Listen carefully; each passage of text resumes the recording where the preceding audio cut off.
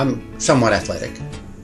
All my life I've been athletic. I've mentioned swimming and rugby, and I think you might know I'm the third oldest person to swim the English Channel, and I've done the World Championship Ironman Triathlon Hawaii, finishing third in my age group and 992nd out of a field of 1,200. And I intend to swim the English Channel again and become the oldest. That's was going to be next year, it was going to be this year, but this year is 2007, and I'll be in Valencia cheering for New Zealand to see if we can win back the America's Cup.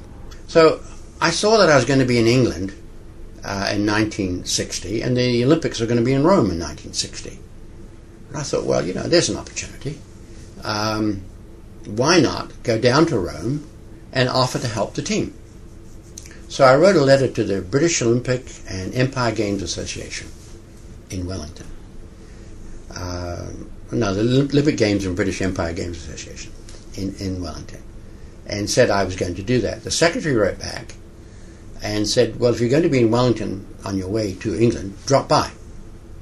So I dropped by and in the morning, and he said, do you wrestle? And I said, yes, I went to wrestling for about 4 years in high school.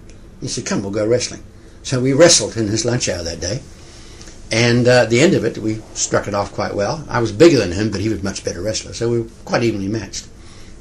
And he said, okay, we'll have you as physiotherapist to the team. We'd never had one, but it sounds like a good idea. So I go off to England, and a while later my family sent me a letter wanting to know my measurements. I have no idea what it's about. Chest measurements, height measurements, and so on. So when I arrive in Rome, I arrive to meet the plane. I know when they're arriving. In those days they'd walk down off the plane onto the tarmac. And so I'm waiting there, and off they come. And someone says, you Paris? And I says, yes, and he hands me a suitcase. And it's my whole uniform. I became a full member of the team, and I marched on with the team, opening, closing ceremonies and everything. I thought I was going to be camping in my tent with a Volkswagen and coming into the village each day on some kind of a pass and just treating anybody who needed it. Well, just as well I was there, because I worked pretty long hours. I started about 6 in the morning till about 9, and again about 7 in the evening till about 9.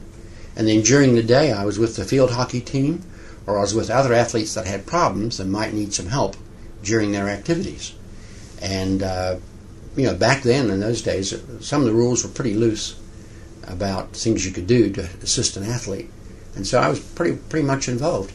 And so I repeated that again in 1968 at the Mexico Olympics. So they didn't have anyone in 64, and I repeated it again at the British Commonwealth Games in Edinburgh in 1970.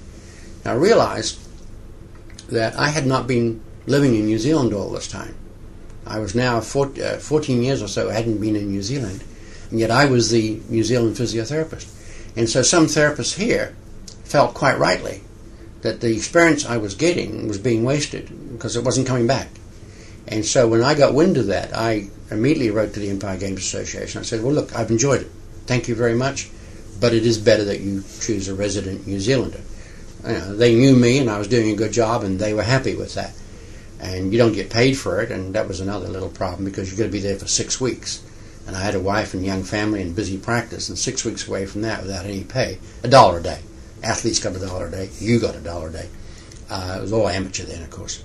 So it was fine. It passed on, and now other therapists are maybe permanently attached to the team. But hopefully they're living in New Zealand, and hopefully they share their experience with that.